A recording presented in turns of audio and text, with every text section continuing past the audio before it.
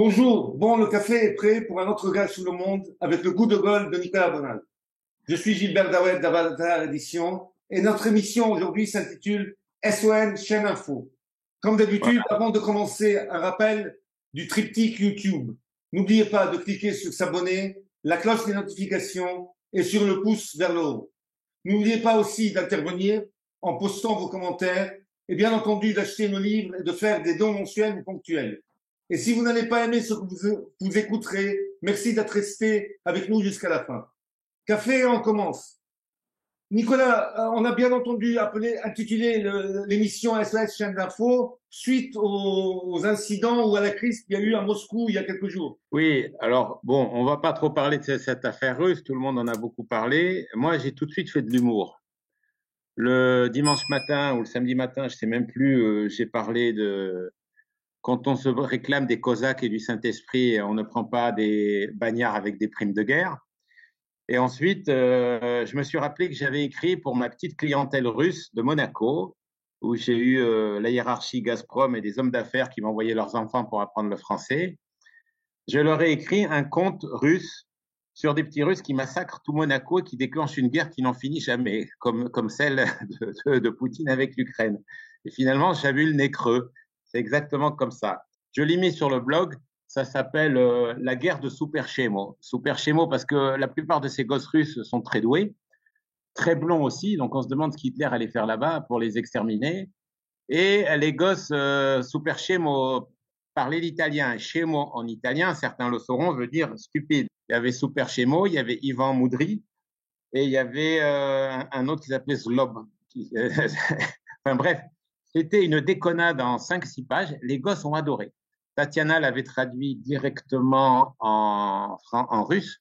En fait, je lui ai dicté en français, elle l'a fait en russe, ce qui fait que l'autre jour, on a dû le traduire en français pour pouvoir le remettre sur le blog.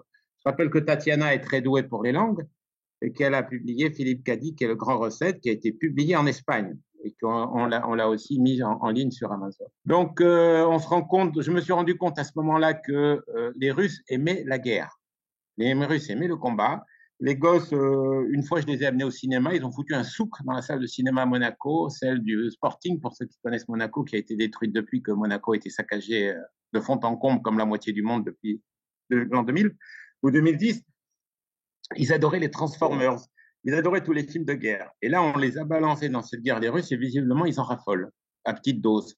Après, je me suis rappelé d'un épisode de la guerre d'Espagne, de Napoléon.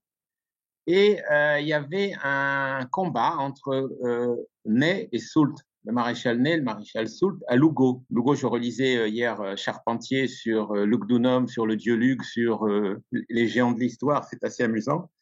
Et ils se sont battus en duel, mais d'énervement. Il y en a un qui voulait en faire plus que l'autre et l'autre qui lui disait de se calmer. C'est un peu l'histoire de Prigogine et compagnie.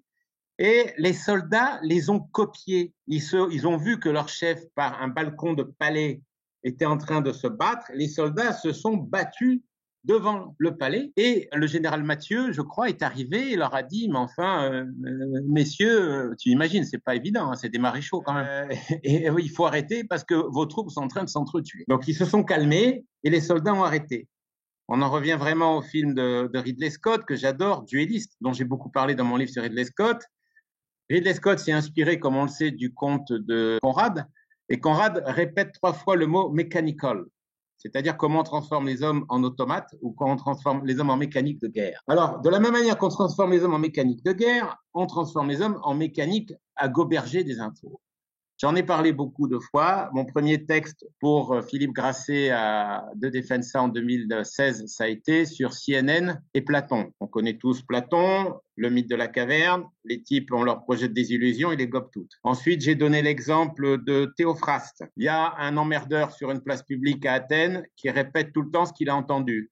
Et notamment, il trouve qu'il y a trop d'étrangers en ville. Celle-là, je l'ai toujours trouvée excellente. C'est pas nouveau, les gars. Ne vous faites pas de soucis. Il y a toujours eu trop d'étrangers à la maison. Moi, d'ailleurs, je suis un étranger en Espagne. Toi, tu es un étranger en Sicile. Ma femme est une étrangère en Andalousie. Blabla, blabla, blabla. Ensuite, on a eu les actes des apôtres et ils arrivent à Athènes et il y a des gens qui se précipitent sur les nouvelles. Ensuite, j'ai donné l'exemple de Juvénal. Et Juvénal dit que quand la commère, la poissonnière, comme on dit aujourd'hui, gueule sur des rumeurs ou ce qu'elle a entendu sur le marché ou sur le forum, comme les mots d'aujourd'hui, elle invente, elle fabrique les informations, dit Juvénal. Ensuite, à partir du 18-19e siècle, la presse se répand partout, l'instruction, la capacité de lire des conneries, hélas aussi.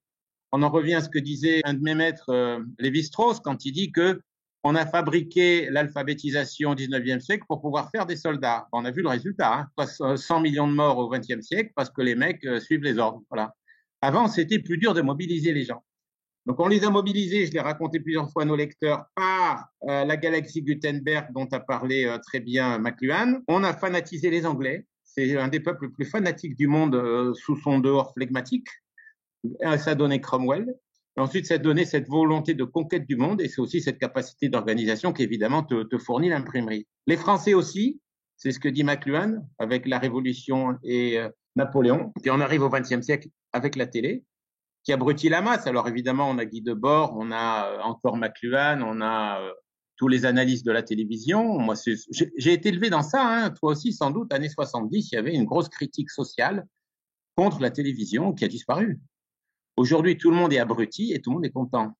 C'est absolument personne qui va jouer l'alerte en disant désinformez-vous. Moi, avant le Covid, je n'avais pas d'internet à la maison et j'avais coupé complètement la télévision. Et je regrette Internet parce que ça te rend trop nerveux, tu sais trop de choses, tu surréagis à des infos, exactement comme nos chaînes info. Chaîne info, j'y reviens encore. On a un très grand texte de Thierry Messant. Thierry Messant a écrit un texte il y a presque 20 ans sur l'effet CNN. Il raconte les mensonges CNN. Alors, tout ça, c'est facile de dire que CNN raconte des conneries ou que CNews ou que BFM. Non, le problème n'est pas là. Le problème, c'est l'addiction. Ça, c'est un vrai problème. Donc, j'en reviens à ces dingos dans les actes des apôtres qui se précipitent par Saint-Paul pour savoir quelles nouvelles il peut amener, vu qu'il vient d'étrangers qu'ils n'ont pas encore la radio. Il y a l'addiction et il y a aussi le bandeau en permanence qui crée une capacité d'hypnose permanente. Et on a ça qui est dit par deux très grands esprits, le philosophe allemand Fichte. J'ai pas retrouvé la source, c'est Drummond qui en parle. Il dit que l'information, Fichte, est un narcotique. Et on a aussi, évidemment, Thoreau. Ça, c'est un livre qu'on peut recommander à tout le monde, hein. J'ai d'ailleurs publié un recueil sous le nom de Thoreau. Thoreau dit, c'est comme de l'éther. Le mec se shoot. Alors, il parle de gens dans des bureaux après l'invention du télégramme aux États-Unis qui se réveille et qui dit « What's new ?» C'est à ce point déjà, 1850. Donc, on se précipite là-dessus. Et donc, Thierry Messant explique que, malheureusement, CNN a gagné la partie au moment de la guerre du Golfe, qui a eu un effet médiatique et psychologique sur les gens tellement colossal que le système l'a compris, a exploité. Tous les pays, tu te souviens de Sky News, ensuite en France, on s'est mis à faire la même chose. Tous les pays ont compris qu'une grande majorité de vieux, notamment les petits vieux, comme je dis, les nonagénaires génocidaires, les 68ards, sont constamment sur les chaînes info et se foutent du reste. Le gars a l'impression de vivre s'il suit en bandeau continu ce qui se passe. Alors là, le système s'est engouffré dedans et a commencé à bouffer les cerveaux des gistes. À la fin des années 90, il y a une catastrophe qui arrive pour les jeunes. C'est Loft Story, Big Brother, les émissions hollandaises. Donc, les types s'enferment et discutent pendant des heures là-dedans. C'est déjà le confinement, hein. C'est déjà la politique du recette. Alors, ce qui est inquiétant, c'est ce que je dis toujours, c'est facile de dire que le peuple est la petite victime. Je ne suis pas d'accord. Je ne suis jamais d'accord avec cette explication un peu sommaire. Le peuple est une concubine de Satan, comme dit Van Helsing, alias Anthony Hopkins dans Dracula. Le peuple choisit la voie du mal, même si on lui a dit que peut-être ça serait dangereux. Tu veux 20 heures de Love Story par jour, tu te les prends. Tu veux 20 heures de chaîne info, tu te les prends. La preuve de ce que tu dis, YouTube a ouvert sa plateforme et les gens produisent des vidéos et postent des vidéos sur les chats. Donc la majorité des gens qui est abruti devant la télé reproduit elle-même des bêtises en ligne. Et c'est des vidéos qui ont 10 millions de vues et 20 millions de vues. Non, mais c'est une maladie humaine, hein, comme on disait à l'école, cancaner. C'était le terme qu'on utilisait dans la cour d'école de Monaco. On adore cancaner. Et alors, ça se répète, ça se répète, ça se répète. Dans cette histoire avec Prigojine, on a vu que tout le monde donc s'est engouffré dans la guerre russe-Ukraine, en étant évidemment fanatiquement anti-russe et fanatiquement pro-ukrainien. Tout le monde s'était engouffré dans le virus en étant fanatiquement paniqué par le virus qu'on n'a pas isolé, qu'on n'a pas trouvé, et ensuite fanatiquement hostile aux gens qui ne se vaccinaient pas. Alors là, on en revient à ce que dit Guy Debord, la dissolution totale de la logique. c'est dans son livre Les commentaires sur la société du spectacle. Il faut que tout le monde le télécharge, hein, c'est gratuit, ou sinon on se l'achète pour 7 € sur Amazon. Guy Debord dit il y a eu une dissolution totale de la logique. On peut dire n'importe quelle bêtise aux gens, ils goberont tout jusqu'à la fin. Et moi, c'est ce que je crois. C'est pour ça que je suis fondamentalement un pessimiste. Tant pis, hein, ceux qui veulent des optimistes, ils ont assez de concurrents sur YouTube ou de Lady Gaga avec 1 milliard de vues par chanson pour se défouler. Donc, on a la possibilité de découvrir d'ailleurs à chaque fois que dès qu'on laisse les gens choisir, ils choisissent le pire. C'est ce que dit Céline, hein, dans les pamphlets. Je rappelle que moi, j'ai fait les pamphlets d'une manière totalement différente de ce qui avait été fait jusque-là. Taper sur le bon peuple français, taper sur la guerre, taper sur la propagande média, taper sur le monde moderne. C'est ça qui m'intéressait avec Céline.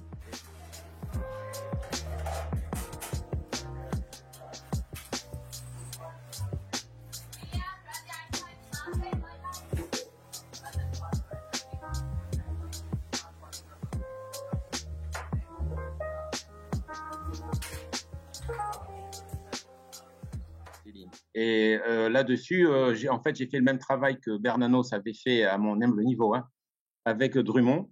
Drummond est un très grand penseur qui a vu la médiocrité s'abattre sur la France à la fin du 19e siècle avec deux instruments extraordinaires de l'État, la presse, dont on vient de parler, et l'outil de l'éducation. L'éducation a fabriqué du crétin en masse. Ça, c'est une vérité psychologique élémentaire, comme disait mon vieux maître Gustave Le Bon, qui est une évidence. L'école fabrique des crétins. Aujourd'hui, on sait ce qu'elle veut fabriquer. Hein. C'est l'apocalypse woke dont on a parlé la semaine dernière.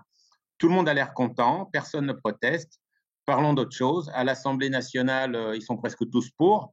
Et le parti de droite qui est censé représenter les conservateurs à l'Assemblée nationale ne dit rien sur la question, donc c'est pas grave. C'est pas grave. Et c'est pour dire que c'est très facile de formater les gens. Ils ne demandent que ça, et ils ne demandent qu'à… Finalement, on a créé la société idéale, quelque part, c'est la véritable utopie. Il n'y a plus besoin de se déplacer. Tu as tout le flot de purin de la mélodie mondiale, comme dit Francis Pons, qui se déverse. Finkielkraut avait utilisé il y a une vingtaine d'années l'expression de vie d'ordure de la planète pour Internet, ça me paraît assez juste. Les gens se précipitent là-dedans et font des pâtés avec. Ils font des pâtés de merde avec. Donc, c'est la guerre, c'est le vaccin, c'est vive Macron ou à mort Macron, et ensuite, on tourne en rond pendant des heures. Ça, c'est pour la politique. Parce qu'après, il y a la vieille anecdote de mon copain espagnol à Monaco qui me dit qu'il ne peut plus discuter avec son fils parce que son fils n'est que sur TikTok. Et donc, il n'a pas accès à cette culture TikTok. Je rappelle que j'ai publié des comptes monégasques. Je les montre parce que personne ne les a achetés. C'est un peu dommage parce que je les trouve très bons. Tatiana les a traduits et Madame Gazprom les a lus en russe et elle en a pleuré. Elle m'a embrassé, elle m'a dit surtout épouser cette fille. Je répète que Tatiana, parce que ça aussi, ça peut expliquer un petit peu le conflit russe-ukrainien. Tatiana écrit parfaitement en russe et parfaitement en ukrainien. Il n'y a pas un russe qui parle l'ukrainien. Les Ukrainiens parlaient le russe tout en parlant l'ukrainien. C'est un vrai problème parce que là, on a une relation de dominant-dominé qui durait depuis des siècles, dont en général, tu sais, le père de famille ne se rend pas compte qu'il écrase son gosse. Le père de famille à la romaine, le pater familias, peut enquiquiner sa femme, mais elle n'a pas le droit de répondre. Puis un beau jour, tout ce monde-là se révolte. Ça donne la révolution woke, et un beau jour, on a une guerre russo-ukrainienne parce que les Ukrainiens en avaient marre de cette arrogance ou de cette domination séculaire des Russes, dont les Russes, dans leur bonne foi, ne se rendaient souvent pas compte. Donc ça, c'est un autre problème. On va donc continuer sur cette histoire russe. Les médias, donc, ne cessent de proférer des conneries sur tous les sujets. Mais c'est devenu une évidence depuis qu'il n'y a plus de débat, et depuis, je l'ai expliqué dans plusieurs textes, qu'il n'y a que des experts. Cher Gilbert, vous avez la parole. Voilà. Non, ce qui est étonnant, pour reconfirmer ce que tu dis, à part les experts, dans la crise ukrainienne et la guerre avec la Russie, les télés françaises, c'est-à-dire LCI, BFM TV et CNews, leur plateau, il y a toujours ce que j'appelle, moi, désormais, une commissaire politique ukrainienne. Ouais. Sur toutes les émissions. C'est hallucinant. Quand même, on est en France. Et ça, oui, je sais, mais les gens se sont habitués à ce qu'il n'y ait pas de débat sans s'en rendre compte. Moi, quand j'allais voir mon vieux père, il est constamment devant la télé, 20 heures par jour, BFM, LCI, BFM. À 19h, il y a un truc sacré, ça s'appelle C'est dans l'air. Oui, c'est dans l'air, on fait venir des experts, toujours les mêmes, il n'y a aucun débat. Les gens se sont habitués qu'à la télé, il n'y ait pas de débat. Donc, s'il y a un gars qui arrive avec un point de vue différent, il va être mal reçu. On est dans une société qui supporte plus la dialectique. J'ai un copain Antoine, que tout le monde connaît, qui habite à Vézelay. Donc, avec les catholiques, qu'il s'agisse des migrants, du réchauffement climatique, de la mauvaise gestion locale, etc., il me dit, je n'ai plus le droit de rien dire. Les gens ne supportent plus que quelqu'un ne soit pas content. T'as pas le droit de dire ça. T'as pas le droit de dire ça. Donc, le gars qui arrive à la télé avec un autre point de vue, il se fait éjecter et de toute manière, on ne l'invite plus. À côté de ça, ce qui a pullulé, c'est Twitter grâce à Elon Musk et c'est YouTube qui nous laisse beaucoup plus de liberté de parole qu'avant. C'est pour ça que je fais de plus en plus mon coup de gueule. Bon, merci YouTube, on verra combien de temps que ça dure. Mais le système, alors, veut interdire tout Internet. Donc, on a cette anecdote extraordinaire de la Lapix à la télé, la poupée Barbie, qui dit à Elon Musk, mais quand est-ce que vous allez censurer Bonald, Dawed et les 2 millions de gens qui ne sont pas contents en France? On vous demande ça, monsieur Elon Musk. Dépêchez-vous, ce que tu viens de dire, la commissaire politique. Je vais donner une allusion à Orwell juste après. Et Elon Musk, comme on le sait, a très intelligemment coupé le sifflet à la Lapix en disant voilà ce que c'est que d'être censuré. C'est pas marrant, c'est pas agréable. Tu as parlé de commissaire politique. Moi, j'ai fait un texte ou deux cette semaine sur contre les femmes, plutôt que contre les féministes. Je préférerais dire contre les femmes. D'autant que j'ai beaucoup de lectrices très gentilles, très intelligentes. Donc, je suis très content et je suis très heureux avec ma femme aussi. Merci. Donc, je répète qu'elle a fait Philippe Cadic, que vous pouvez trouver en français. Donc, la commissaire politique de la télé, maintenant, gère l'humanité comme l'avait annoncé Chesterton quand il arrive aux États-Unis. What I saw in America. Qu'est-ce qu'il dit Chesterton? La bonne femme ne considère pas qu'il y a des citoyens, elle considère qu'il n'y a que des enfants. Et dans le monde moderne et dans le monde américain, explique Chesterton, le citoyen n'aura pas plus de droits qu'un enfant. Et le monde deviendra une grande nurserie. Quand j'ai retrouvé ce texte que j'avais lu il y a 40 ans, parce que je me suis mis à tout relire depuis 10 ans, grâce au PDF que j'ai trouvé sur Internet, quand j'ai trouvé ça, je l'ai mis dans mes textes sur Merkel. Merkel m'est apparue comme une espèce de première entité apocalyptique féminine. On a ensuite d'autres Allemandes, et on a beaucoup de femmes protestantes et américaines qui sont devenues des entités apocalyptiques. Et puis maintenant aussi en France, on a vu que Jeanne d'Arc a été remplacée par Sandrine Rousseau. Sandrine Rousseau, je ne sais pas qui c'est, mais je crois qu'elle dit des choses formidables. Il faudrait faire une émission pour rire, pour rigoler avec les auditeurs des âneries de Sandrine Rousseau. J'espère que les Français l'éliront à la place de Macron en 2027. J'espère qu'on aura Sandrine Rousseau, que la France aille au bout de sa merveilleuse trajectoire progressiste. C'est comme ça. On ne va pas se plaindre. Donc, on continue sur les chaînes info. On a les sornettes sur les éoliennes, on a les sornettes sur le réchauffement climatique, on a les sornettes sur à peu près tous les sujets. On ne fait venir que des scientifiques qui sont à fond pour Monsieur Bolloré et Monsieur Gates ont le droit de voler 6 fois par jour dans leur jet, mais Monsieur Bidule et Monsieur Trucmuche en Sicile ou en Andalousie ou en Écosse n'aura pas le droit d'utiliser sa voiture. Et ça passe comme une lettre à la poste. Évidemment, comme dit Napoléon, la seule figure de rhétorique importante, c'est la répétition. Eh ben, on répète, il n'y a aucun problème. Donc, réchauffement climatique, réchauffement climatique, réchauffement climatique. Poutine nazi, Poutine nazi, Poutine nazi, éolienne, éolienne, éolienne, moteur électrique, moteur électrique, moteur électrique. Donc, SOS chaîne info, c'est dans les deux sens que je voulais dire. C'est d'abord SOS pour nous. Arrêtez avec les chaînes info. Si vous avez un petit vieux dans la famille, et comme l'allongement de la durée de vie devient désastreux pour l'humanité, on le voit bien, il faut leur dire, arrêtez les chaînes info.